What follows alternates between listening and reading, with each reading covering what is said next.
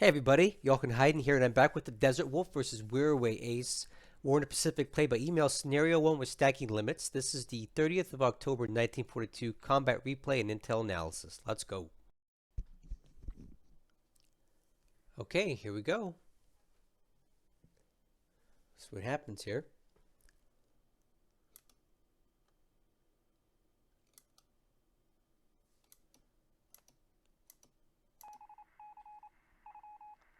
See if we get some sub activity here.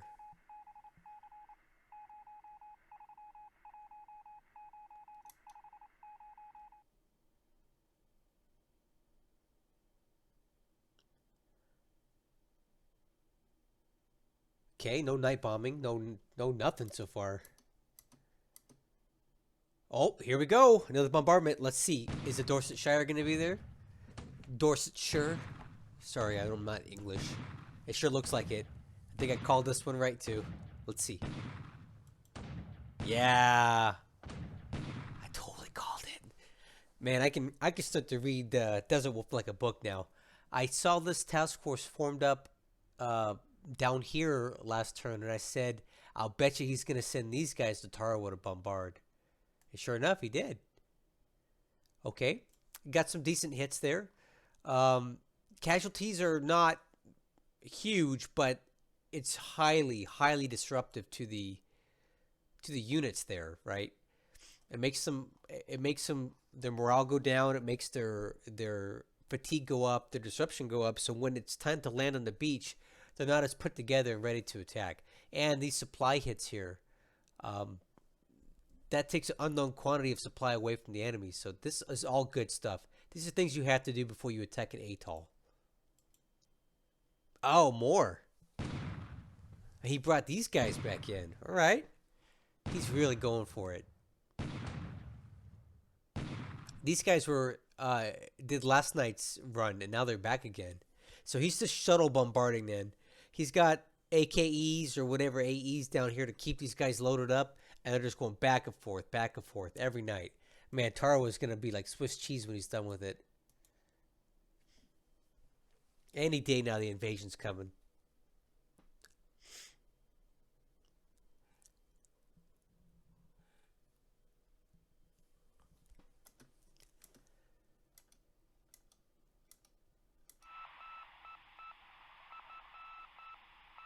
Kind of holding my breath here to see if we're going to have any sub activity.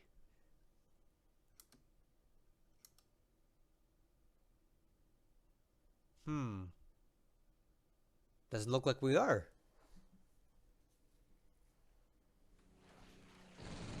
Oh. Well, definitely looks like the Japanese have some scout planes up. One was shot down over Tabatuea. Dang. Got some bad weather on the map today. That's never a good thing. I bet you we're going to see a lot less bombing in Burma because of that.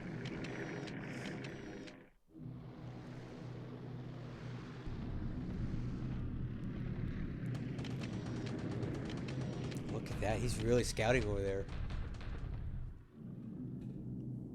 So Wirraway's got a lot of recon and scouting planes. Oh, look at this! Look who decided to show up today.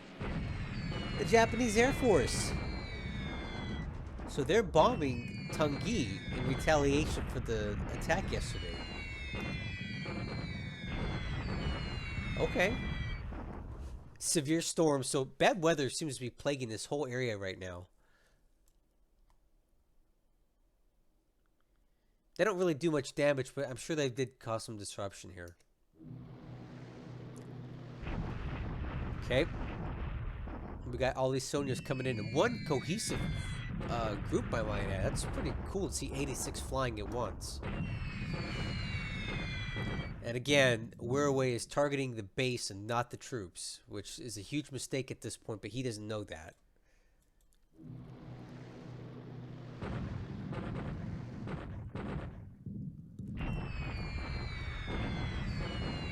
Okay, so again, I think the severe storms in the terrain are making it difficult to get bombs on target.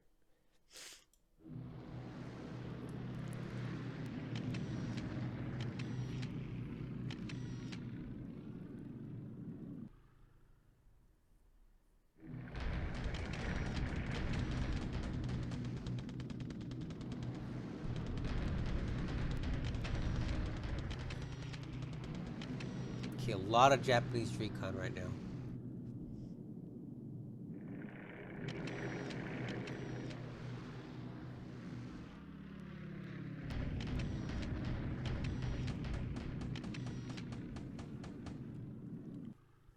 Pretty light AM phase. The weather on the map today is really bad.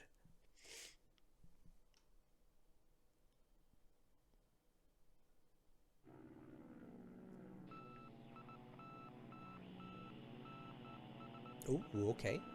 Could be something.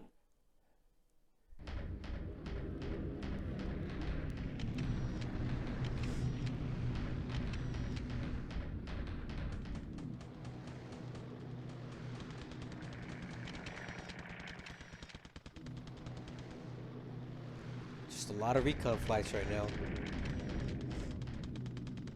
Seems to be really looking at Broom. I wonder why. Okay, so it does appear that some Allied bombers do get up. This is just going to be a pinprick, though. You know what? Every time I say that, the Wellingtons do seem to do rather well. I wonder if they have good crews. So despite the heavy cloud in the terrain, they do get some hits in.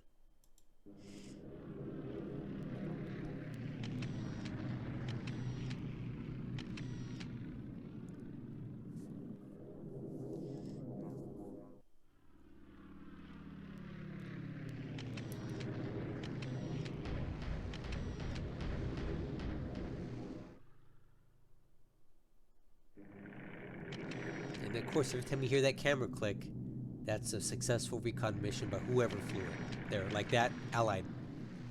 Okay, PM phase is done very quiet. Again, I think the weather was really bad for both sides today, and a lot of missions didn't fly. That happens sometimes. Doesn't affect just one or the other player. It can get them both. Let's get into the land combat phase and see if anything goes down today. Oh, he's bombarding again. He just needs to attack already. Golly.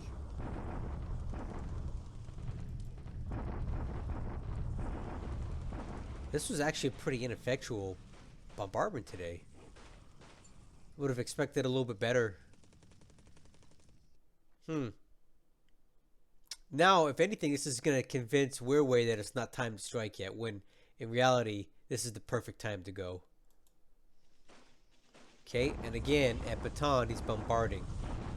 So I did ask DesertWolf about this. Like, why do you think Wirraway is not attacking here? It just makes no sense. And he goes, earlier in the campaign, which we didn't see, Wirraway suffered massive casualties when he attacked the Clark Field, which honestly has better terrain than Bataan.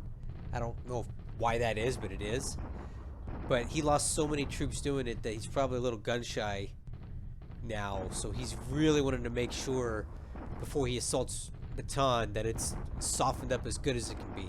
So that's why I and DesertWolf think Wirraway's being so hesitant to attack here. He got hurt last time at Clark, and he's really being overly cautious now at Bataan.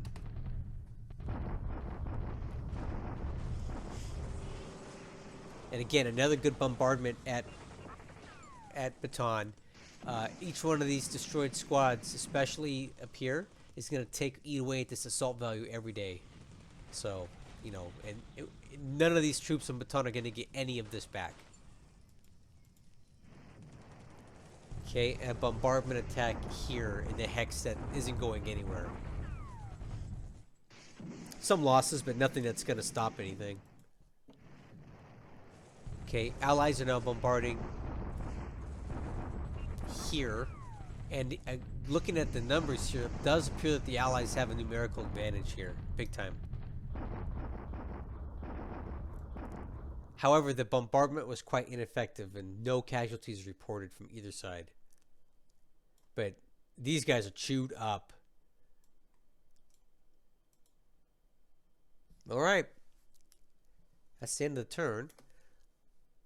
Okay, Akyab size 5 forts, as if they're ever going to take that. Okay, got some fortifications and And airfields coming up across the map in different places. It's all good.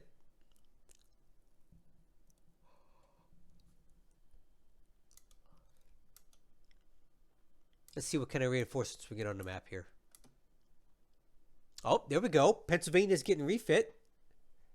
Remember I was talking about that last video. That's good. DesertWolf is definitely paying attention to all these little details.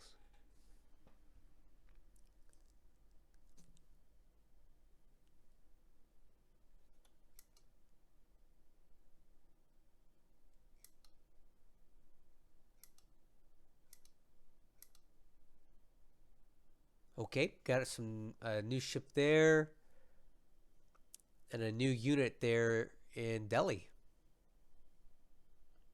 There it is. All right, not pretty quiet turn, but there's usually always a calm before the storm. Let's look at this calm today and start guessing what the storm might be tomorrow. Okay, I'm back. It's the next day in the game and at home here. I'm feeling a lot better. I think I'm starting to get over this COVID stuff.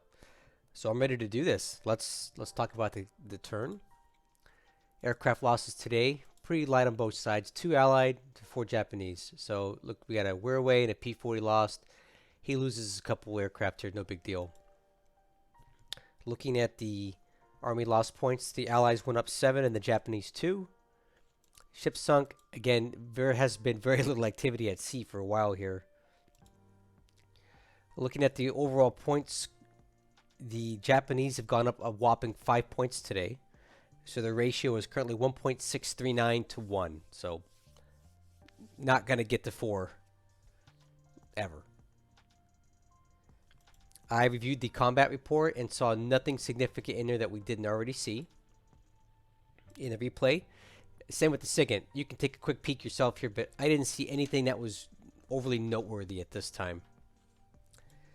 For the ops report, I do want to show you this thing here. Second Lieutenant Kuntz of the 12th Fighter Squadron is credited with the kill.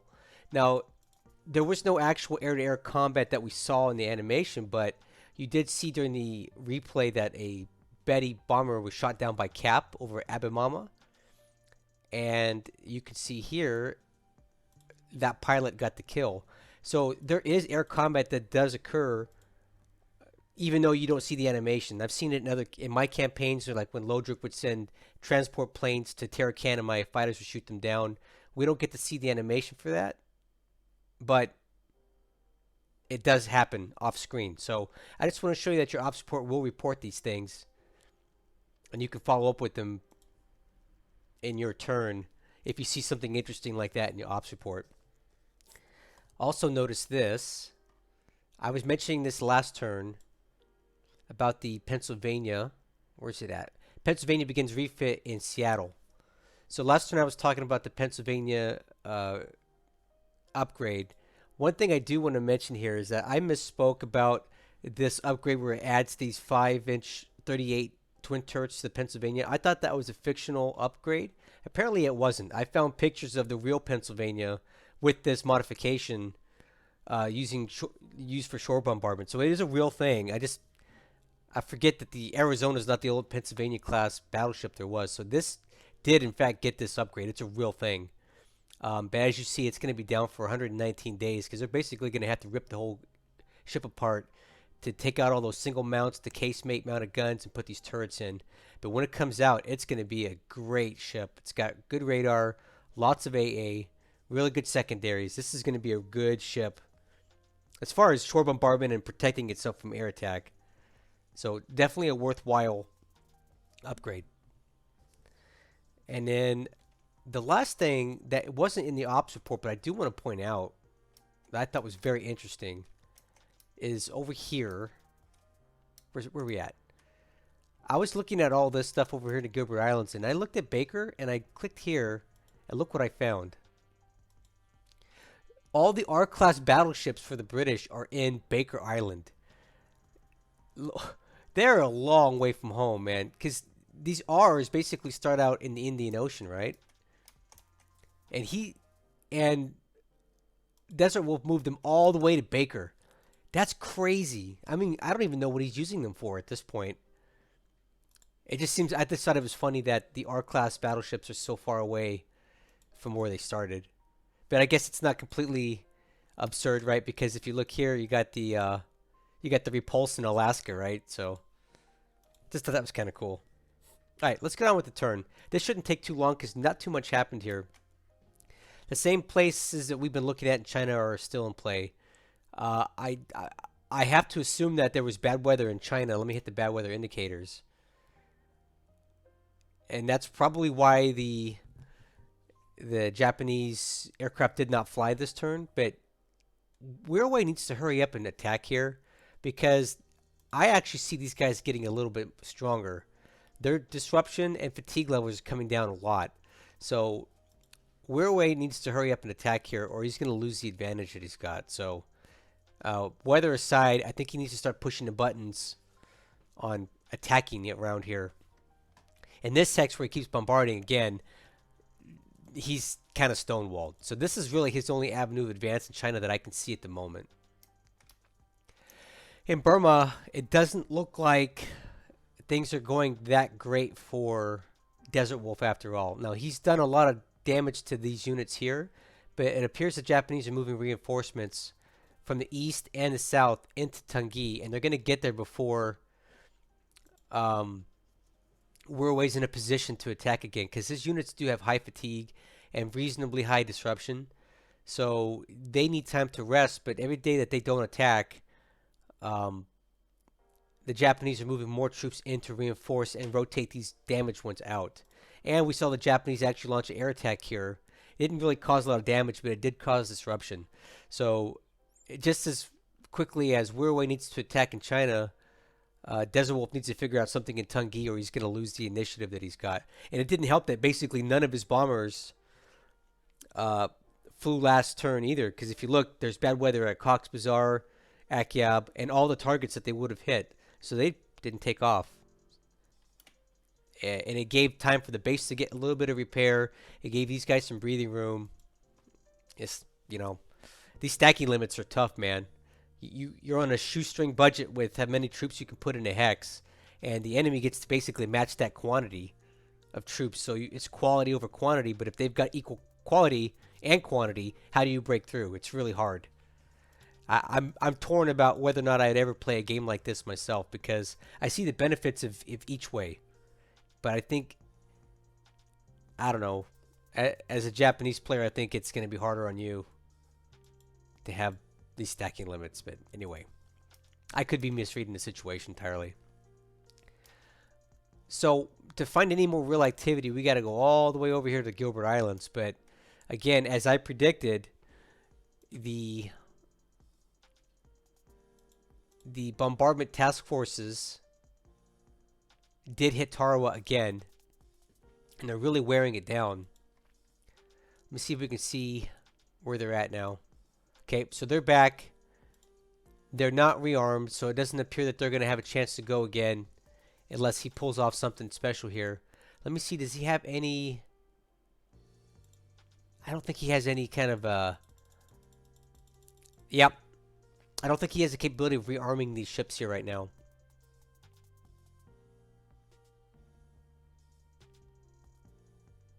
Trying to figure out where he'd have to go. Possibly down here to rearm. Let me see. Yeah. So no bombardments are going to happen next turn that I can see, because his ships are out of ammo.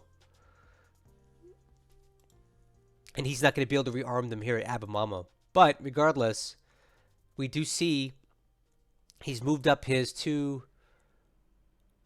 Tarawa forces. Force Tarawa 2 are now at Abemama and they're poised to strike. So I don't know if he's going to wait for another bombing raid to hit Tarawa, another bombardment, or what. But he's now in position to attack Tarawa. So I anticipate the invasion of Tarawa to begin any day. Maybe that's why these R's are over here. They're fully stocked with ammo. Maybe he's going to bring them up from Baker and hit Tarawa one last time with these big R's before he goes in. We'll have to wait and see. Like I've said before, DesertWolf doesn't tell me much, and I don't want him to because I kind of like to look at this from a third-party perspective like you guys do and try to read what I think is happening. But this is definitely going down. I just can't tell you exactly what day. Looking over here at Nauru, though, we do have some good spotting, and we see that he's got quite a bit of bombers. He's got a patrol ship and a lot of troops. There's a lot of troops on Nauru. This might be the next place that DesertWolf may look to neutralize, if not Macon, because this is kind of like a thorn in his side, right? It's kind of, if you look at this as a flank, this is a thorn in the flank of his advance. So he may go for Macon, or he may take Tarawa and then shift focus to Nauru and use Ocean Island as a base of launching off to go after Nauru. That's just an observation, but I could be wrong. But since there's such a big concentration of force here, I could see the value of neutralizing this right now, because there's enough stuff here that could cause issues for a northern advance into the Marshalls. So, yep, that's what we see down here in Gilbert's.